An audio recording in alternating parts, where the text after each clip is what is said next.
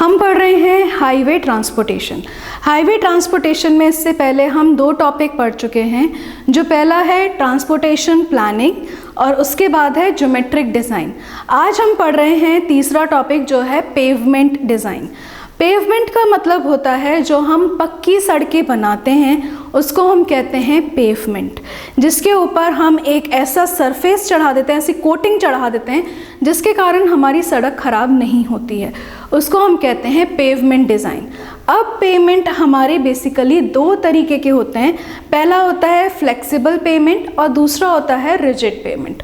इसमें मैंने दोनों के आपको लेयर्स बना के दिखाए हैं। जो इस काली सड़क पे हम चलते हैं, जो कोल तार की सड़क होती है, वो होती है फ्लेक्सिबल पेमेंट। और जो हम सीमेंट की सड़कें देखते हैं, जैसे आप कभी आप रनवे पे चले जाओ या फिर आप यमुना एक्सप्रेस वे पे या किसी भी एक्सप्रेस वे पे चले जाओ, तो वो सारे रिजिड पेमेंट होते हैं जो कंक्रीट की बनी होती हैं। तो इन दोनों में जो बेसिक डिफरेंस होता है आज हम वो पढ़ेंगे।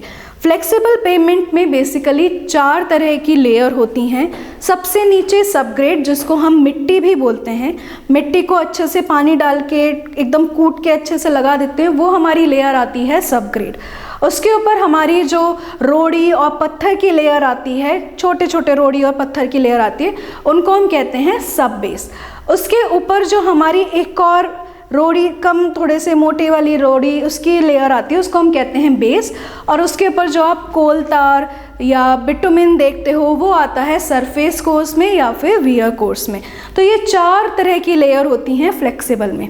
इससे अलग रिजिड पेमेंट, अगर हम कंक्रीट का पेमेंट बना रहे हैं तो उसमें केवल 3 ही तरह की लेयर होती हैं। सबसे नीचे मिट्टी सबग्रेड, उसके ऊपर थोड़े से बड़े बड़े रोड़ी और कंकड़ हम डालते हैं जिनको हम कहते हैं बेस, और उसके ऊपर सरफेस कोर्स जो आता है सीमेंट कंक्रीट का।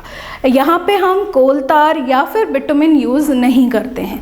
इसके अलावा जो इन दोनों के बीच में डिफरेंस है वो ये है कि इसके ऊपर, इस लेयर के ऊपर कभी भी कोई भी व्हील अगर जाता है तो उस व्हील का जो प्रेशर पड़ता है वो व्हील का प्रेशर पूरी लेयर्स पे डिस्ट्रीब्यूट हो जाता है।